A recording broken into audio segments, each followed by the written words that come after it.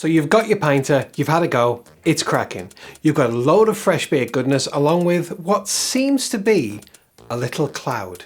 But what if I told you that hazy beer is not a bad thing and may actually improve your flavour?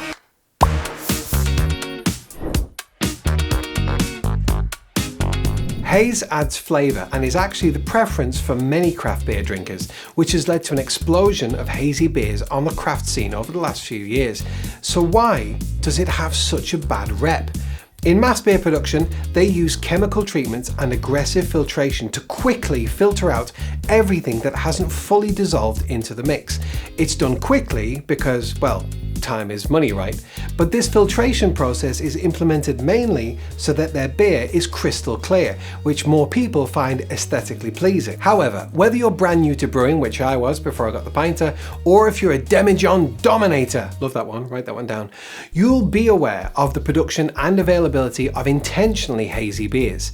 It's quite the staple in craft brewing, and predominantly for the reasons I've said. There's no chemical or aggressive filtration in the process, and what's more, haze actually elevates the flavour of your beer. Elevates the flavour. Seriously, who do I think I am? Elevates the flavour. However, if you still can't get your eyes past that cloudy looking drink and you're striving for a clearer beer from your pinter, here's a few things you could try. Number 1, condition for longer. Like I said before, given enough time, pretty much anything will settle out. So conditioning your pinter in the fridge for longer will help towards a clearer beer. Number 2, lower the conditioning temperature. The rate at which those little haze-causing particles will drop to the bottom is increased by lowering the overall temperature of your conditioning environment, your fridge. That said, a fully stocked fridge will be more difficult and take longer to get down to the desired temperature of around 1 degree Celsius, as everything around it will act as insulation. What's more, there's always the danger of damaging all the produce in your fridge while you're trying to deep dive the temperature. Frozen lettuce leaves, anyone? Well, it is iceberg. You get it? Iceberg, temp, forget it. With that in mind, a dedicated conditioning/beer fridge could be a good investment. Now, who would not love one of those? Number 3, cold crash. Now, this is something that has really run rife through the Pinter Facebook group over the recent months or so, especially as it's been so cold of late, so pretty much anyone with an outside space has been able to try it.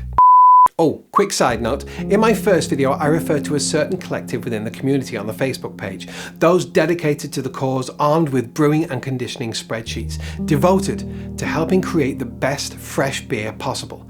I coined the title Brewing Geeks. Not only that, but the brewing geeks on the Facebook group are already starting to play with brewing and conditioning times. I have since had feedback on this and I've been advised that this is in fact offensive. The correct designation is beer nerds. I would like to both apologise and to thank Icaramba Poker for first bringing this to our attention here at Musing of a Man. We're always learning, we meant no offence to those who strive for the perfect beer, and we promise to always learn from our mistakes. Nerd. Where was I? Oh yeah, cold crashing. Simply put, cold crashing is when you drop the temperature for a day while your pinter is still in its upright state. While the weather was really cold, this was as simple as putting it outside, out of direct sunlight for the day. Now we're heading into spring, you're going to need to do that in a fridge. What this does is effectively stops the brewing process with the temperature drop and gives some time for the majority of the sediment to drop down into the dock beneath prior to undocking the pinter and placing in the usual horizontal position in the fridge for the conditioning phase. If you cold crash, you'll notice a hugely reduced reaction when you undock the pinter. Without cold crashing, there can be quite a violent pop when you remove the pinter. However, removing after cold crashing, which I sadly wasn't filming when we did it, had little to no pop at all.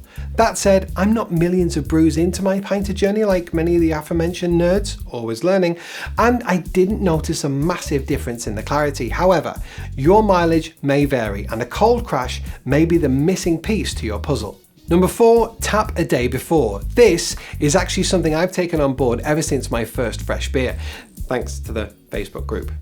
Nerds.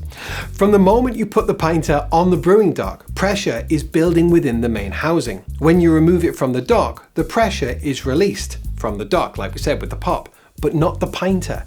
that's still sealed and remains that way throughout the conditioning process. Sure, the valve on the back does expel some of the pressure during the brewing phase, but pressure still builds up in there during conditioning. That's why you really need to release this pressure super slowly during the tapping, which is effectively the first time you open up that carbonation dial on the back. Doing this a day before you're planning to drink and pouring off that first half pint, which will contain the bulk of the remaining sediment, can really help with the clarity. And finally on our list, number 5, less movement. Like we said at the top, cloud in a beer is generally caused by disturbance, and moving your pinter from the fridge to the worktop could be causing any remaining sediment in there to be kicked up into the beer and then coming out into the glass as you pour. For many, us included, this can't be avoided. So if you do have to move your pinter out of the fridge, make sure you leave it at least for an hour, undisturbed, before turning that carbonation dial and pouring. We've found that leaving it out for even a few hours, it doesn't really affect the temperature of the beer inside. A hazy beer is not a bad beer, and in many circumstances can be a welcome addition to a lovely tasting craft ale. If, however, you're still looking for a clearer quality, some of these steps could really help you out. We'd love to know what your thoughts are on hazy beer. Are you okay with it? Do you prefer it? Does it go straight down the sink? It really can be quite the decisive topic in the fresh beer community. Let us know your stance in the comments below, and if you have any additional tips. And if you found this video helpful, a little like goes a long way. Cheers. With all that said, my name's Adam, this is Musing of a Man. Thanks so much for watching. I'll see you on the next one.